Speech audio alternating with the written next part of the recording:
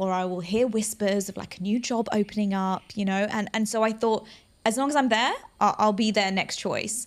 And so I applied for a job at Nickelodeon, which was an advert scheduler. Just sitting all day, just scheduling adverts. It was so monotonous, but I just thought, I'm there.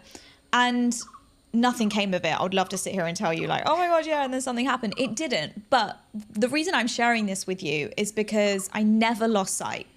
I never gave up hope. And so then for me, it was also the process of elimination. I sat with myself and I was like, okay, you want to become a TV presenter? Cool. What about everything else within the media industry? Let's learn every single role possible. Let's experience it. And then let's actually find out if you do want to be a TV presenter, because you might get behind the camera and think, wow, I actually love being a producer or a director. Okay, that now my goals changed to that.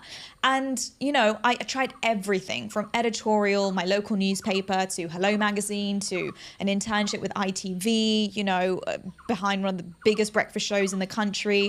I was hustling. I was so persistent with every work experience job. I mean, I got an email, and back then, you know, there was no such thing as, you know, just clicking a button and being connected to someone on LinkedIn, or, you know, following them on Instagram and DMing them. It was literally showing up at the door.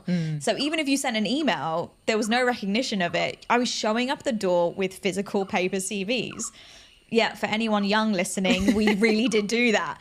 And I would show up doing that. And I remember I got one of my internships because a guy who was a producer at a local TV show just wasn't responding to me on my emails, and I just kept going. Like, I was like, once a month, I had set like dates on Reminders, my calendar yeah, to keep sending him an email like, hey, just to let you know, I'm here, and if anything comes up, let me know. Like, I wasn't pushy at all.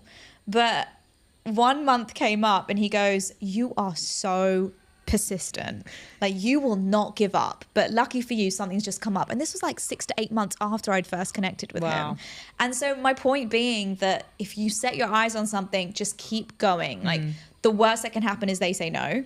Okay, well, you can't miss something you never had. But if you keep going, something might come out of it. So it was me trying absolutely everything under the sun until I realized, you know what, TV presenting is what I want to do. And I went into radio then, because there was such a lack of opportunity in TV in the UK. And so I wanted to expand my skill set, went into radio at a local radio station, and did that for like 5 months. I was shockingly bad. It was hideous. Honestly, I'm going to play you a clip from it. But it was just like my voice was different. You could tell I'm like super rushed and super anxious, and I didn't really know what I was doing. It was going out to like 1,000 people in my local town. And then 5 months later, I moved to Radio 1 Abu Dhabi to host a national breakfast show. So